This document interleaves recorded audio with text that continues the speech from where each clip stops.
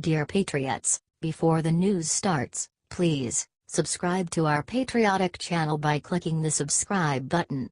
Give us a thumbs up to this video. Don't forget to leave your opinion below in the comments section. Share the news on Facebook and Twitter so you friends see it. Thank you.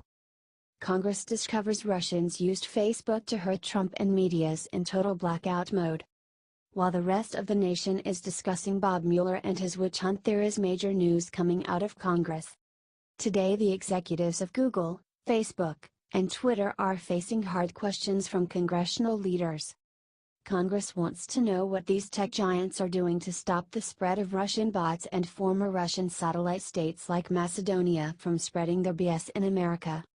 As they should. The liberals all lined up behind Congress and shouted at the top of their lungs that this was a scandal.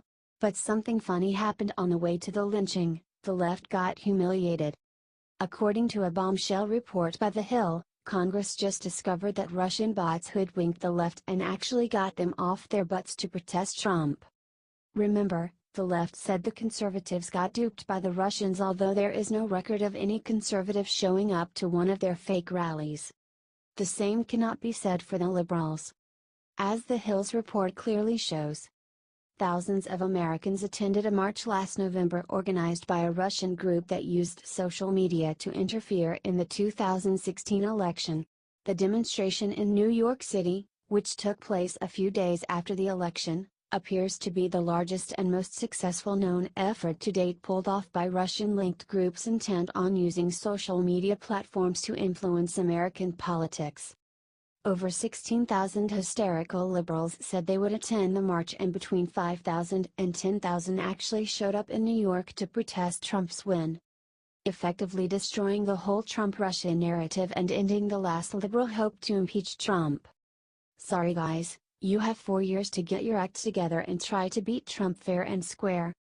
Good luck, you will need it. Share if you agree.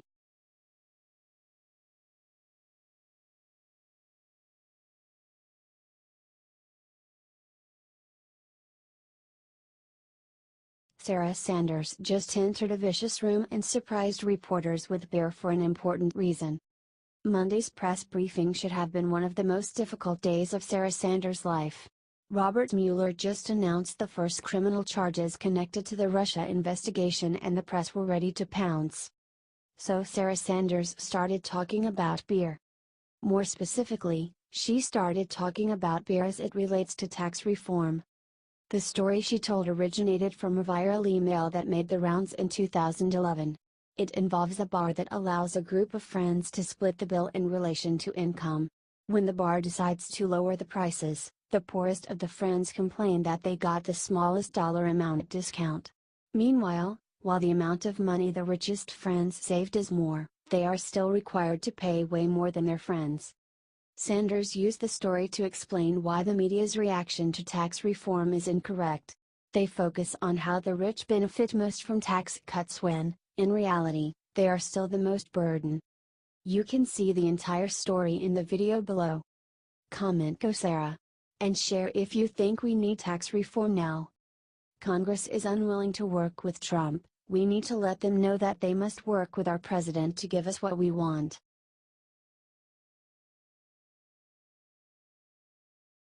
This young girl just gave Melania Trump the shock of her life, and it's absolutely adorable. Melania Trump is a gorgeous icon, and at least one little girl agrees. This week, while visiting the White House, a young trick-or-treater donned one of Melania's most iconic outfits and surprised the First Lady. The costume consisted of the floatus hat and white blouse the First Lady wore while responding to Hurricane Harvey in Houston, Texas. As you can see by the smile on her face, Melania loved the costume, and she should. Not only does the First Lady embody grace and class, she has also become a legitimate role model for young women thanks to her initiatives against bullying and for female empowerment. Mini Melania wasn't the only notable costume at the White House's trick-or-treat event. Other children chose to dress as cops, scientists, and even a giant dinosaur. It proves that children can be both imaginative and aspirational, and watching the Trumps react to their costumes is an incredibly endearing. If you love the First family, comment "Happy Halloween." and share this sweet moment. America deserves to see the sweet side of the first family.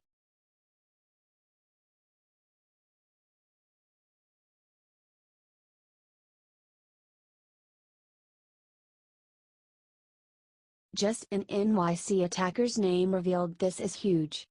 A horrific attack in Manhattan, New York City Tuesday left at least 8 people dead as a man drove a white van into a crowded street. The man's name is reported by ABC to be Saifullah Saipov, reportedly a 29-year-old from Tampa, Florida. Another report has suggested his middle name is Habibulivic, which suggests he may have Balkan Muslim origins. Eyewitnesses report hearing him scream Allahu Akbar after leaping from his van and brandishing several replica weapons. NYC Mayor Bill de Blasio has called this an act of terror, and NYC police are treating it as a terror attack. This is breaking news, and Liberty writers will be watching it closely for more developments. Share this out. HT Washington Times.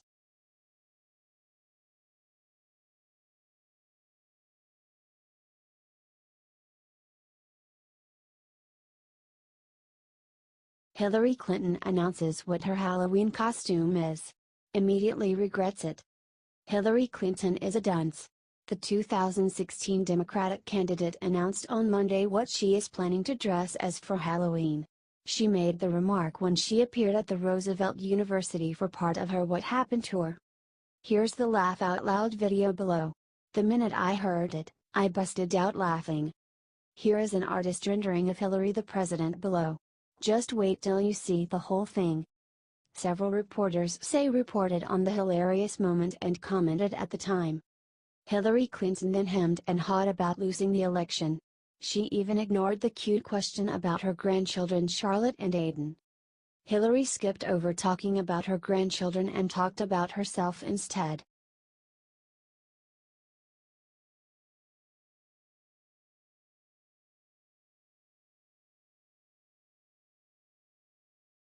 Sean Hannity discovers easy way to humiliate George Clooney and beat Hollywood at On Game. Sean Hannity just gave every American who has seen his new movie a big thank you for making it a smash hit. Sean executive produced a faith-based movie and Americans responded with their wallets. Let There Be Light took second place in the domestic box office this important holiday weekend. The movie took in a massive $5,071 per screen, barely coming in second place to the Saw sequel, which hauled in $5,525 per screen according to numbers reported by Variety. Hannity's new movie only played in 400 theaters in what is called a limited release, yet still took in a whopping $2 million. Humiliating George Clooney, whose new movie Suburbicon played nationwide and took in just $3.5 million, making it the biggest flop of Clooney's directing career. Let There Be Light stars Kevin Sorbo and is about a self-described atheist whose near-death experience changes his outlook on life. Liberal Hollywood has increasingly moved the bar, making simple and honest films with solid faith and family values harder to find, Hannity said. I felt compelled to start bringing quality films to the millions of forgotten Americans who want to see more of these heartwarming and entertaining stories that reflect our Judeo-Christian, all-American values. I've been honored to work with true talent like Kevin Sorbo, and I'm very proud of Let There Be Light. As you should be. America has spoken, Harmon Kaslow, president of the film's distributor Atlas Distribution, told Newsmax. Theaters are calling for the film, and we look forward to expanding in week 2 and beyond. Good work, Sean. We need more just like you. Share if you agree.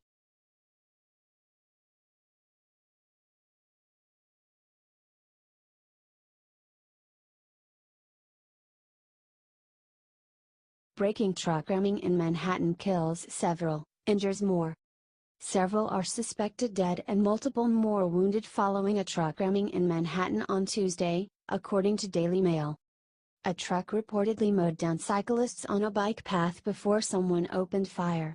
It's unclear at this time whether the driver of the vehicle was the same person shooting. Officials have one suspect in custody at this time. Singer Josh Groban was reportedly nearby and tweeted as the events unfolded. One police officer was hit during the shooting, but it's expected he'll recover. A witness said he saw a man wielding two guns and running around. And then all of a sudden, 4 shots went off and we all just started running.